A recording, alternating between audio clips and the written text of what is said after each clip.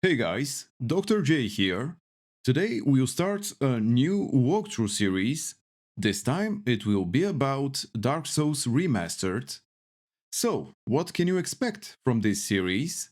I will show you where to find all of the items, how to defeat all of the bosses and regular enemies, and of course, how to unlock all of the achievements. I will also talk about the lore of this game, since despite it being mostly hidden behind the descriptions of certain items, it's actually really rich in story and very interesting. Okay, without further ado, let's start the game.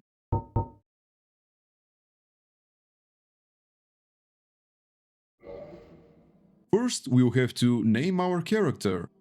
Our starting class doesn't really matter, but I will choose the cleric class. The mace is actually a pretty good starting weapon, and being able to have effectively 5 more Estus Flask charges can be very useful. And for the starting gift, I chose the Master Key, since it will help us collect a couple of pretty important items early on.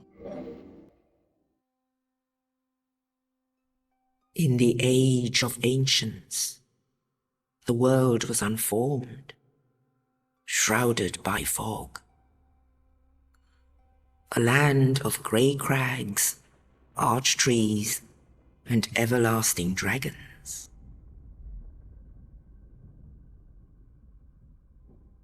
But then there was fire, and with fire came disparity.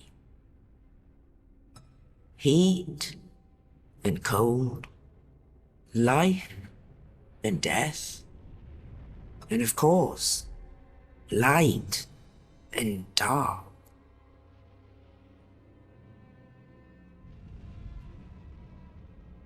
Then from the dark they came and found the souls of lords within the flame.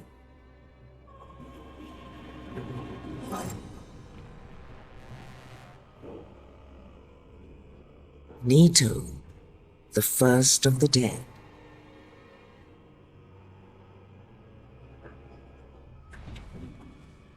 The Witch of Asylum and her daughters of chaos. Gwyn, the Lord of Sunlight, and his faithful knights. And the furtive pygmy, so easily forgotten.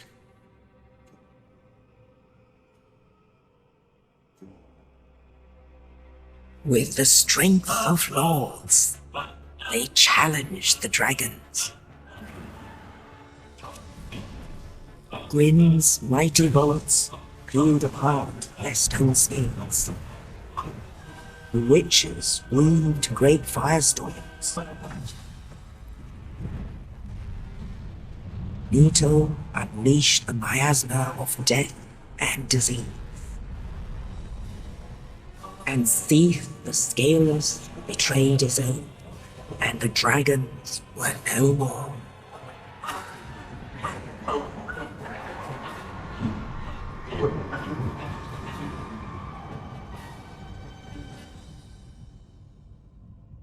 Thus began the Age of Fire.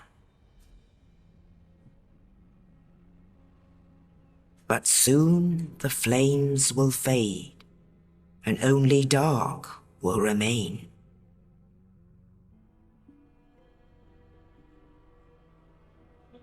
Even now, there are only embers, and man sees not light, but only endless nights. And amongst the living are seen carriers of the accursed dark side.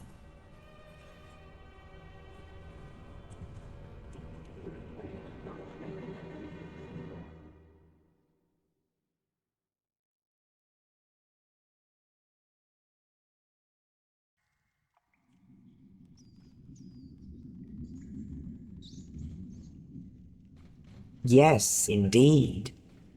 The dark sign brands the undead.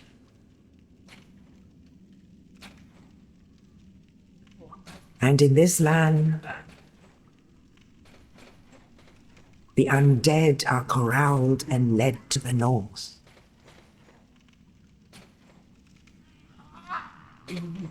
Where they are locked away to await the end of the world.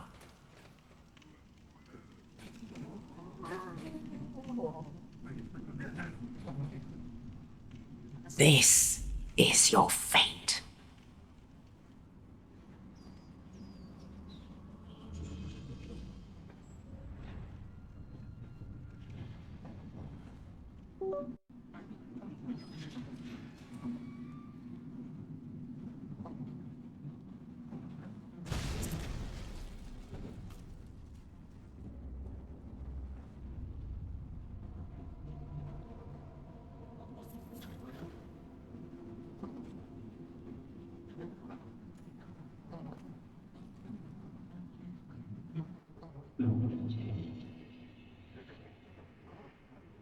After opening our cell door with the key that Oscar dropped down to us, along with that hollow, we should continue down this hallway. There are going to be some tutorial messages on the ground along the way, and before long we reach our first bonfire. Lighting it will unlock our first achievement. After resting there, or not, we'll have to go through this huge door. Inside the next room, we'll get surprise attacked by the first boss in the game. You're not really supposed to fight him at this point. Despite him being pretty weak, we can only deal 2 points of damage with each attack. Fortunately, he won't one-shot us, so we do have some leeway. Still, killing him will take a long time, so it's not really worth it. If we keep going through the undead asylum, we will eventually come back to him when we have an actual weapon to fight him with. Still, if we manage to kill him, we'll get a boss weapon as a reward for our trouble. And like I said, he is not a difficult boss to kill. As long as we stay behind him and keep slashing his butt, he will eventually go down. Most of his attacks hit only in front of him, and the only one we have to be careful with is his butt slam attack. Fortunately, it's heavily telegraphed, so we have plenty of time to step back away from him. The AoE is deceptively large, and it lingers for a while, so you should still be careful. Another thing to keep in mind is that every time he swings his hammer, he twists his body a little, which can nick you if you're not directly behind him, so it's probably best to stop attacking when he starts his swing. And that's pretty much the entirety of this fight. It took me about 14 minutes to kill him this time, and I only did it to prove that it is possible. We could have gotten his boss weapon just as easily in New Game Plus. The strength requirement for wielding this weapon is ridiculous. We need 46 strength to one-handed and 31 to two-handed. That said, it does deal decent damage. Anyway, this is the second bonfire in the Undead Asylum, and it's where we would have ended up if we ran from the boss fight. From this bonfire, we'll enter this corridor and pick up our first shield. It has good physical damage reduction, so we'll be able to use it for a while. And now we can also equip our mace, which, like I said before, is a pretty good weapon. Unfortunately, it's a strength scaling weapon, and I'm planning a dexterity build, so we'll have to ditch it soon. Going up this staircase will trigger a boulder that rolls down, destroys part of this wall, and opens the way to this NPC. This is Oscar of Astora, the knight who helped us out of our cell. I wish to ask something of you. You and I were both undead. Hear me out, will you? Regrettably, I have failed in my mission, but perhaps you can keep the torch lit. There is an old saying in my family: thou who art undead art chosen, and thine exodus from the undead asylum maketh pilgrimage to the land of ancient lords. When thou ringeth the bell of awakening, fate of the undead thou shalt know. Well, now you know, and I can die with hope in my heart. Oh, one more thing. Here, take this. An Estus flask, an undead favorite. Oh, and this. Now I must bid farewell. I would hate to harm you after death. So go now, and thank you. Now that we have the Estus flask and both keys, we can leave him to die and go up the stairs. If we go down the stairs, we can open a shortcut to the first bonfire. From here, we can pick up our talisman and start using our miracles. Now we need to kill a few more hollows on this balcony. Despite being the weakest enemies, you still shouldn't underestimate them.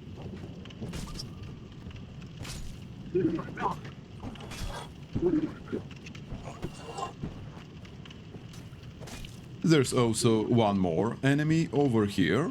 This time it's a hollow soldier though.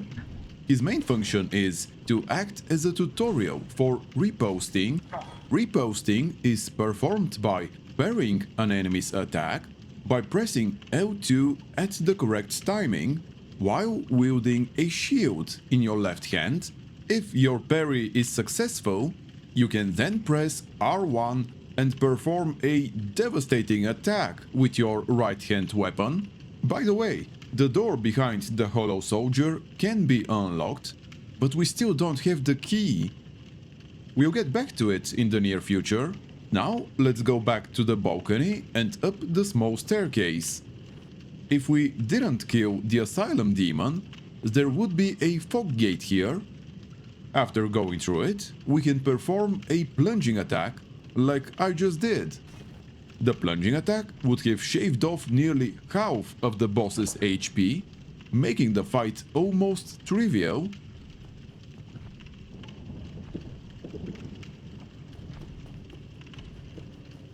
On our right, we can find Snuggly the Crow, with whom we can trade items.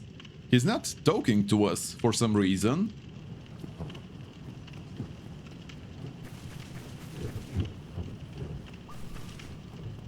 The last item we need to collect from the Northern Undead Asylum on this visit is over here. It's an itemized soul. Well, we're done here. Before we leave, I want to try a save quit to see if we can't get Snuggly to talk to us. Yep, there we go. You give me warm. Give me soft. Okay, good. Now we just need to keep going up this hill, where we'll get picked up by Velka's crow and transported to Lordran. Only in the ancient legends it is stated that one day an undead shall be chosen.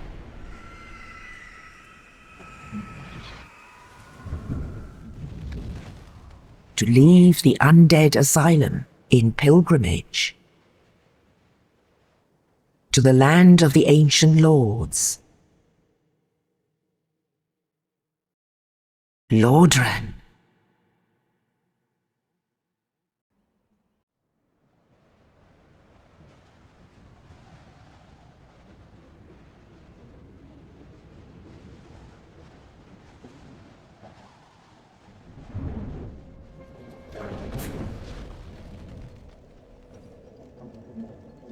Now that we've finally reached Firelink Shrine, we've unlocked another achievement. We can now use our souls to level up at any bonfire. We can also spend humanity to reverse our hollowing.